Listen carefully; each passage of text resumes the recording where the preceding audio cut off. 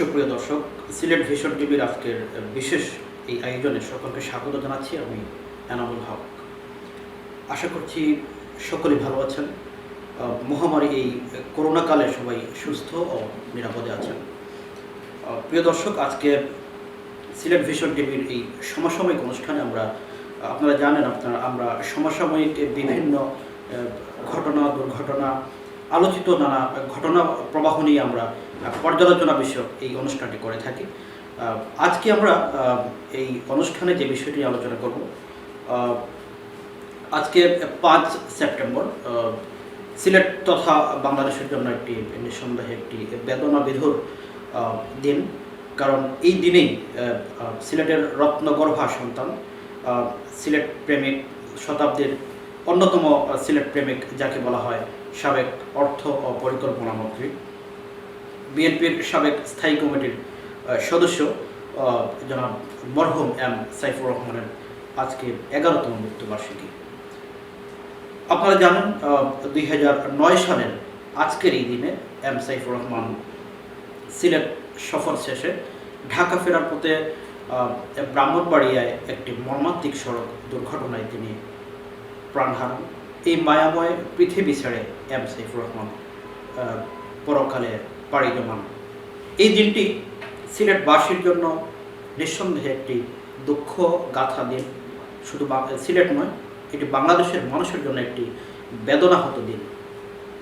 M Saifur Rahman শুধুই সরকারের অর্থমন্ত্রী ছিলেন না, তিনি একজন প্রাজ্ঞ রাজনীতিবিদ, অর্থনীতিবিদ হিসেবে বাংলাদেশের রাজনীতিতে যেমন গুরুত্বপূর্ণ ভূমিকা পালন করেছিলেন, বাংলাদেশের অবকাঠামোগত উন্নয়নে, শুধু সিলেটই নয়, বাংলাদেশের অবকাঠামোগত উন্নয়নে এম সাইফুর রহমানের অবদান ছিল অবিস্মরণীয়, অতুলনীয়। তিনি বাংলাদেশের জাতীয় বাজেটে সর্বোচ্চ বাজেট পেশ করে তিনি এক অনন্য নজির স্থাপন করেছিলেন।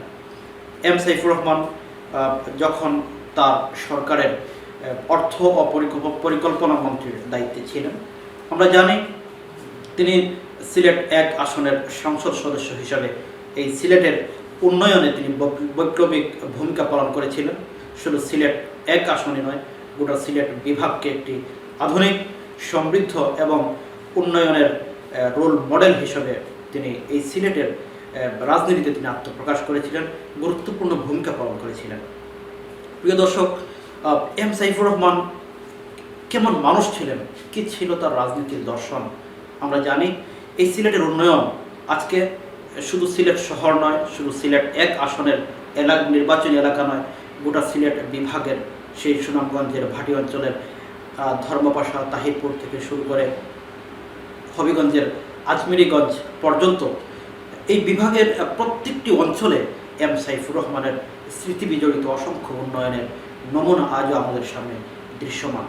বিশেষ করে আমরা এই সিলেট নগরীর রাজপথে যখন হাঁটি, এই সিলেট নগরীর সিলেট সার্কিট হাউস প্রান্তরে যখন আমরা যাই, সিলেটের শাহী ঈদগাহ এলাকায় যখন আমরা যাই, সিলেটের যেদিকে আমরা যাই সেদিকেই মরহুম এম সাইফুর রহমান সাহেবের উন্নয়নের যে বৈপ্লবিক সূচনা হয়েছিল, সেই সূচনার আমরা সচক্ষে দেখতে পাই। এম সাইফুর রহমান সিলেট আন্তর্জাতিক ক্রিকেট স্টেডিয়ামের ভিত্তিপ্রস্তর স্থাপন করেছিলেন। তখন একজন বিএনপি নেতা সহসাই গল্প করেছিলেন, তখনকার সময়ে বিএনপির কোনো জনৈক এক নেতা এম সাইফুর রহমান সাহেবকে বলেছিলেন, স্যার, এই টিলার মধ্যখানে, এই অন্ধকার জঙ্গলের মাঝখানে কেন স্টেডিয়াম করে এত টাকা খরচ করছেন?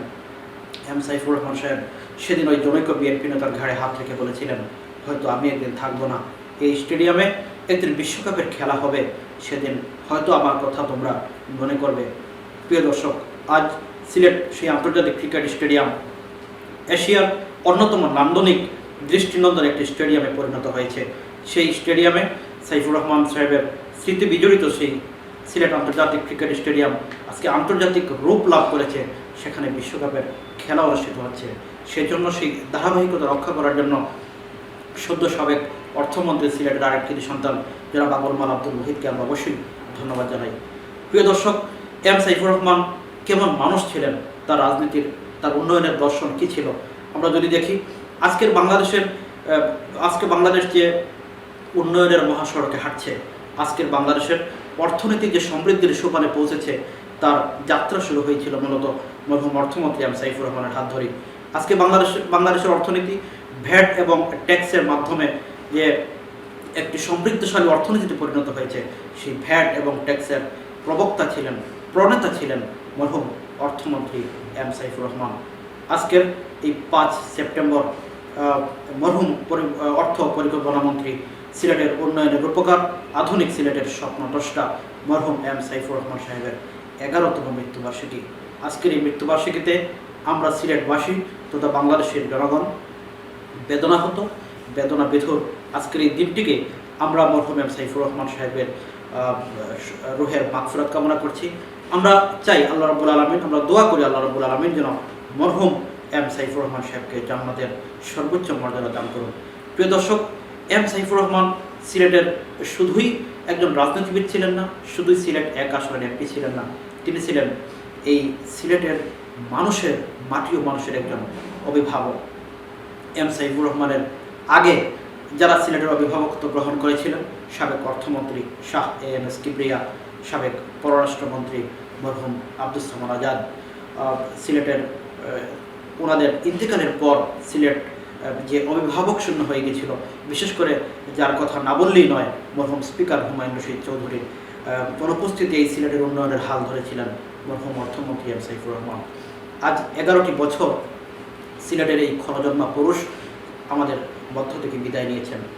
তার পরবর্তীতে এই সিলেটের অভিভাবকত্বের দায়িত্ব গ্রহণ করেছেন সাবেক অর্থমন্ত্রী, সিলেটের আরেক কৃতি সন্তান আবুল মাল আব্দুল মহিদ।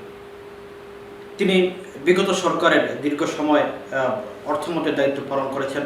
তিনি সিলেটের উন্নয়ন মহাযজ্ঞকে এগিয়ে নিতে চেষ্টা করেছেন।